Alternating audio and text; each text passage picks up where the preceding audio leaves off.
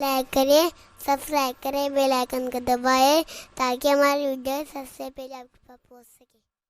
صلی اللہ علیہ وسلم کے پیارے دیوانوں، سب سے بڑی چیز یہ ہے کہ اللہ عز و جل ہمیں گناہوں سے پاک فرما دے، ہماری برائیوں کو، ہمارے گناہوں کو اللہ معاف فرما دے۔ میں دیکھتا ہوں کہ دن بدن بڑی معذرت کے ساتھ ہماری قوم کا جوش بندگی، جوش اطاعت، جوش اسلام، جذبہ عبادت، یہ ساری چیزیں ٹھنڈی ہوتی جا رہی، ایک دم سرد پڑتی جا رہی، ایک عجیب سی کیفیت ہو گئی ہے۔ اور برا نہ لگے تو تھوڑا سا اور آگے بڑھ کر کے عرض کروں کہ اب دین ہماری صرف زبان تک رہ گیا، ادھر نہیں اتر رہا،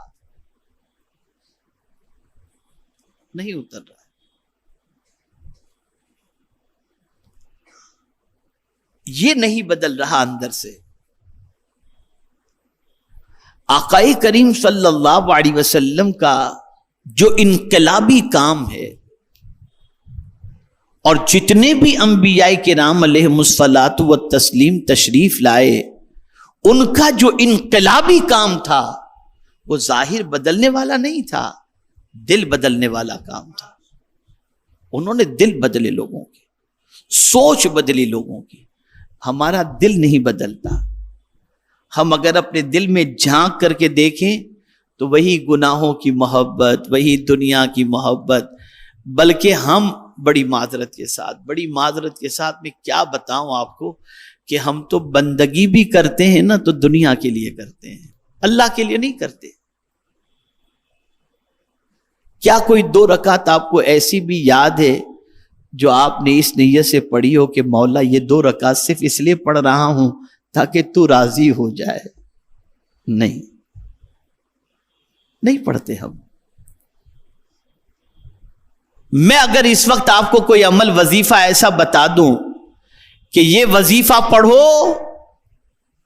مالدار ہو جاؤ گے۔ اب آپ دیکھیں نا، یوٹیوب پر دیکھیں، سارے باباؤں نے سمجھ ہی لیا ہے کہ مسلمان جو ہے وہ جلدی سے مالدار ہی بننا چاہتا ہے، تو ایسے وظیفے آ رہے ہیں، اگر تم 8 دن پڑھو گے تو لکھ پتی بن جاؤ گے، 10 دن پڑھو گے تو کروڑ پتی بن جاؤ گے، تمہارے اس سے پیسے نکلیں گے، یہاں سے نکلیں گے۔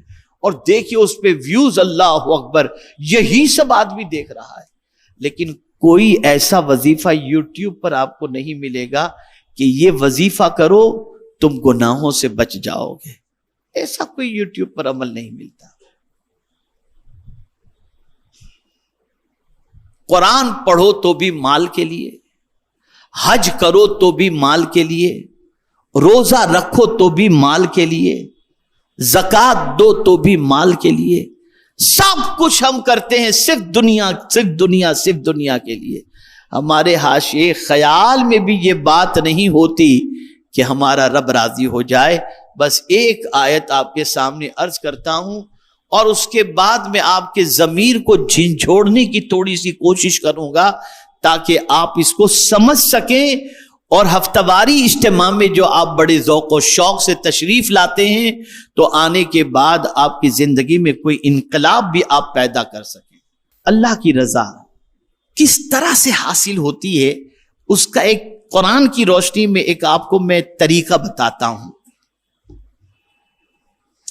حضرت موسیٰ علیہ الصلاۃ والتسلیم سے رب قدیر جل جلالہ نے فرمایا، اپنی قوم کو لے کر کوہ طور پر آ جاؤ۔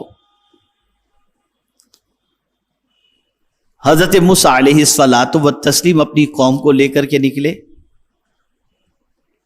لیکن معاملہ کیا تھا؟ معاملہ یہ تھا کہ نبی کی چال اور امتی کی چال میں فرق تو ہوتا ہے نا۔ تو حضرت موسیٰ کی رفتار تیز تھی، قوم پیچھے آ رہی تھی۔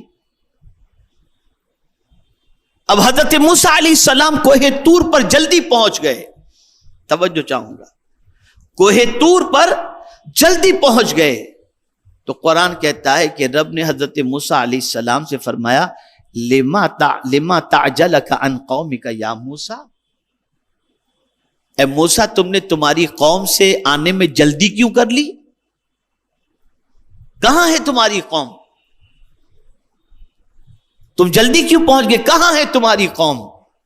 قربان جائیے جواب پر، خدا کی قسم رونگٹے کھڑے ہو جاتے ہیں جواب پڑھنے کے بعد۔ حضرت موسیٰ علیہ السلام اپنے رب سے عرض کرتے ہیں قال ہم اولائی علی اثری، میری قوم میرے پیچھے آ رہی ہے، اور میرے مولا تو نے پوچھا ہے نا کہ میں نے جلدی کیوں کی؟ تو اب کہتے ہیں وَعَجِلْتُ إِلَيْكَ رَبِّي لِتَرْضَىٰ، میں جلدی اس لیے کیا تاکہ تو راضی ہو جا، تو راضی ہو۔ انبیاء ہر چیز میں خدا کی رضا کو دیکھتے تھے، اور ہم ہر چیز کے اندر مال دنیا مال دنیا مال دنیا، اس کے علاوہ کچھ نہیں دیکھتے، کچھ نہیں دیکھتے۔ ہمارے ذہن میں رب کی رضا کا تصور ختم ہو گیا، ہے ہی نہیں، ہے ہی نہیں، الا ماشاء اللہ۔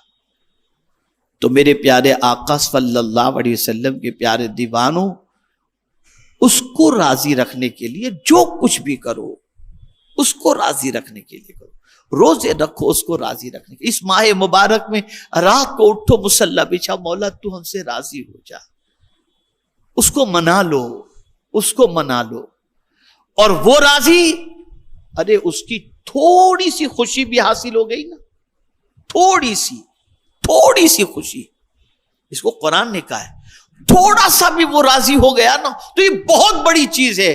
قرآن کہتا ہے وَرِضْوَانٌ مِّنَ اللَّهِ اکبر، اللہ کی تھوڑی سی خوشی بھی بہت بڑی چیز ہے۔ ارے بھئی میں آپ کو سمجھانے کے لیے کہوں کہ آپ جس کو بڑا مانتے ہو، جس کو اپنا سب کچھ مانتے ہو، وہ آپ سے بات کرے یا نہ کرے، خالی آپ کو یوں مسکرا کر دیکھ لے تو آپ کہتے ہیں یار مجھے انہوں نے مسکرا کے دیکھ لیا، کہا کچھ بھی نہیں، لیکن آپ کو مسکرا کے دیکھ لیا، آپ کے دل کی کلی کھل گئی، انہوں نے مجھے دیکھا اور مسکرا دیا مجھے دیکھ کر کے۔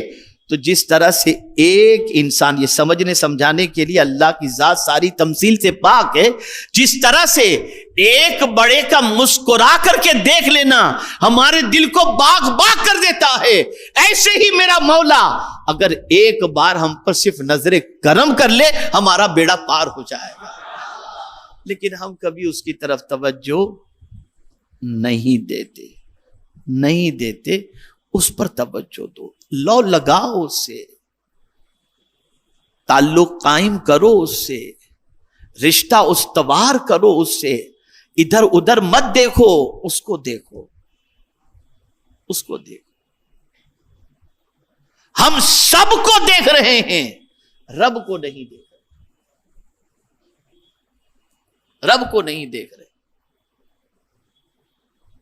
اور تاریخ گواہ ہے اللہ والے سب کو نہیں دیکھتے تھے، رب کو دیکھتے تھے، وہ کس میں راضی ہے۔ تو یہ ماہ مبارک بہت عظمتوں والا مہینہ